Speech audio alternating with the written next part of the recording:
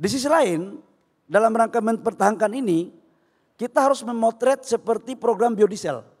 Solar kita sekarang, kita impor itu tinggal 4,9 juta kiloliter. 4,9 juta ton per tahun solar. Ya. Kenapa itu terjadi? Karena kita itu mampu melakukan transformasi ke biodiesel. Konsumsi solar kita per tahun 34 sampai 35 juta ton. Jadi sekarang tinggal 4,9 juta karena kita menuju kepada B40 dan B50. Nah sekarang kita mau bikin di bensin. Bensin itu kita sekarang 42 juta ton per tahun. Impor kurang lebih sekitar 22-23. Caranya bagaimana agar kita tidak terlalu banyak impor? Kita harus mendorong ke E10 E20 etanol. Etanol ini adalah bahan bakunya dari jagung, tebu, kemudian singkong.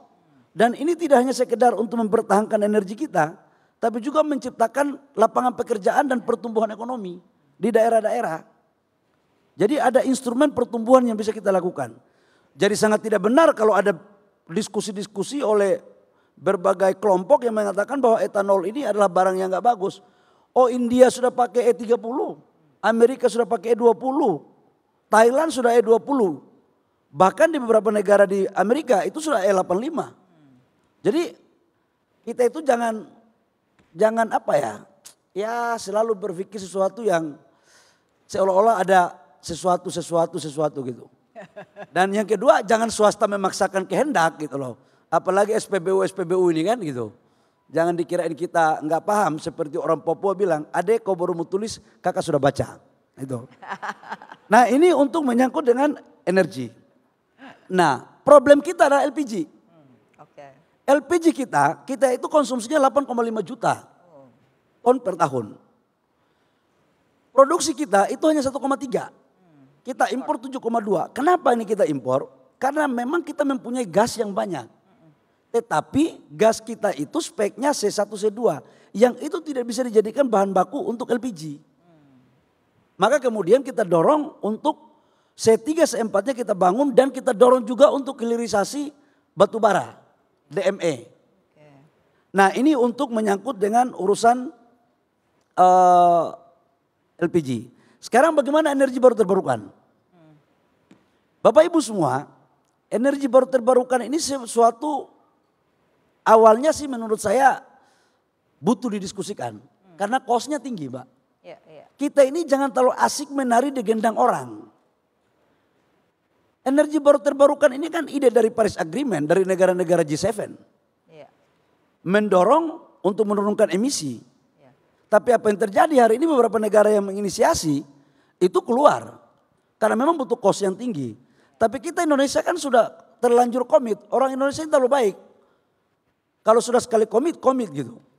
Nah taat aturan. Jadi kita ini juga harus pintar-pintar jangan mereka memanfaatkan keluguan kita gitu loh. Tapi oleh Presiden Prabowo mengatakan bahwa apapun yang terjadi harus didorong untuk memakai energi baru terbarukan. Maka kemudian dalam RUPTL 2025-2034 itu 69,5 gigawatt itu semuanya kita dorong ke energi baru terbarukan.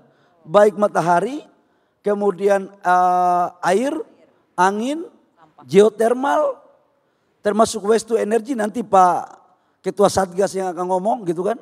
Kita bagi-bagi tugas. Menteri SDM Ketum Golkar itu baik. Tugasnya pun kita kasih sebagian supaya pemerataan gitu loh. Itulah enaknya Pak Didi gitu kan. Karena Golkar itu mengayomi semuanya soalnya. Beringin kan gitu. Jadi kalau mataharinya agak panas biar orang gak panas bisa diayomi gitu. Nah saya lanjut ke persoalan energi baru terbarukan. Tetapi menurut saya adalah suatu hal yang kita lakukan itu sekarang adalah bagaimana kita melakukan transformasi untuk juga kepada mobil listrik, motor listrik. Motor kita itu 120 juta motor. Betul. Yang sekarang terjadi.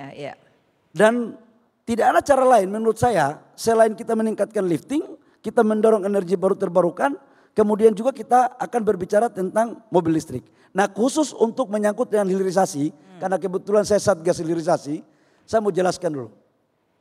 Bapak Ibu semua, saya mau sampaikan bahwa negara ini tidak akan pernah maju dalam berbagai pandangan pakar ekonomi termasuk Rodrik, mengatakan bahwa tidak ada sebuah negara yang mempunyai sumber daya alam yang banyak, yang sekarang menjadi negara berkembang untuk menjadi negara maju kalau tanpa ada industrialisasi dan hilirisasi.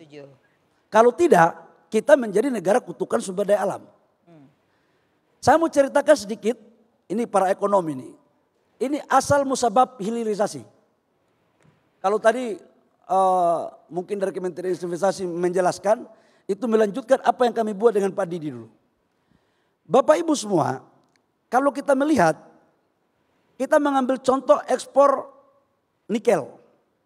Nikel kita itu tahun 2017-2018, ekspor kita itu hanya 3,3 miliar US dollar.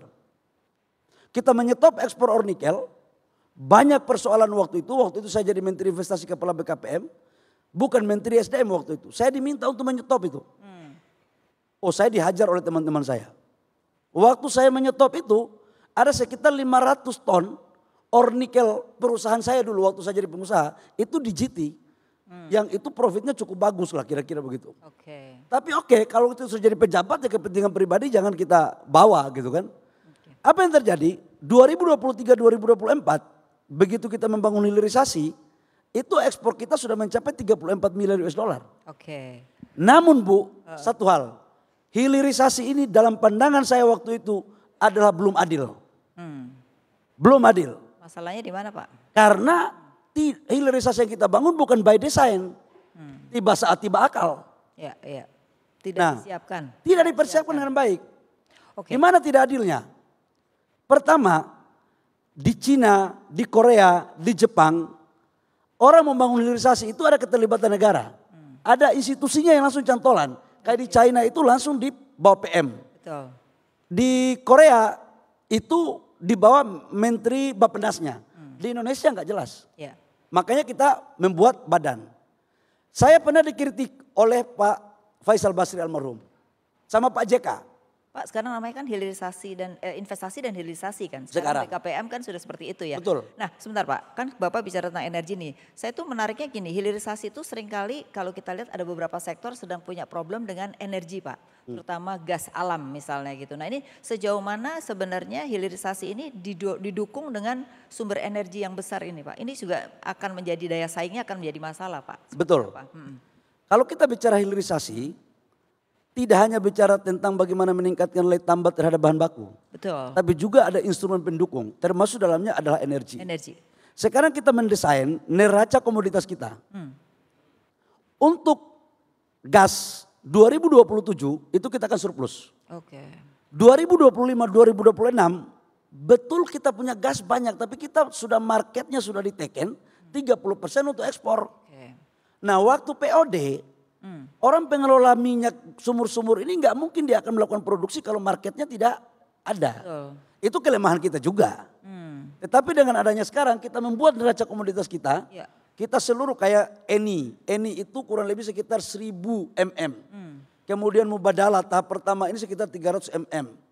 Kemudian ada juga di Papua dan di Jawa Timur. Itu 2027 ya Pak? 2027, itu semua kita all streamnya ke dalam negeri. Nah 7 sektor sekarang sedang menghadapi masalah dengan gas alam itu sendiri gimana menjembatani menuju ke 2027 untuk industri Pak? Sekarang itu kan HGBT, yang Ibu mau tanyakan ini kan HGBT sebenarnya. Itu gimana Pak? Jadi HGBT tetap kita berikan. HGBT kita berikan tapi size-nya yang mungkin tidak seperti ekspektasi. 40% kalau nggak salah ya Pak. Ya, size-nya yang tidak bisa ekspektasi. Karena kalau itu kita kasih HGBT itu kan harganya $6,5. $7 ya. 6,5 untuk industri yang berorientasi pada subsidi. Yang 7 sektor ya. $7 bagi industri yang tidak berorientasi pada subsidi. Sementara harga pasar sekarang itu $10-11 per mm. Maka kemudian kita dorong agar 2027 ini semuanya bisa tercover. Jadi 2027 ini pasti industri udah akan punya problem. Saya kembali kepada hilirisasi tadi Mbak. Saya katakan kenapa tidak adil. Contoh, iup semua sekarang dulu didapatkan lewat tender. Betul. Dan yang dapat itu lagi. Dan sebagian besar kantornya di Jakarta. Saya sebagai mantan pengusaha daerah merasa ini nggak adil. Kita rubah undang-undang Minerba. Kita kasih porsi untuk orang daerah, untuk BUMD, koperasi, UMKM. Kita jadikan orang daerah itu jadi tuan di negerinya. Jangan jadi penonton ketika investasi masuk. Oke. Yang berikut, kita juga harus bicara tentang pembiayaan. Dulu kan nggak ada perbankan nasional kita yang membiayai secara baik. Mohon maaf ya, saya memberikan masukan sedikit para ekonom ya. Perbankan kita coba cek di tahun 2022, mana perbankan yang membiayai hilirisasi. Setelah itu para ekonom mengatakan bahwa hilirisasi itu hanya bertumpu pada asing. Tidak pada dalam negeri.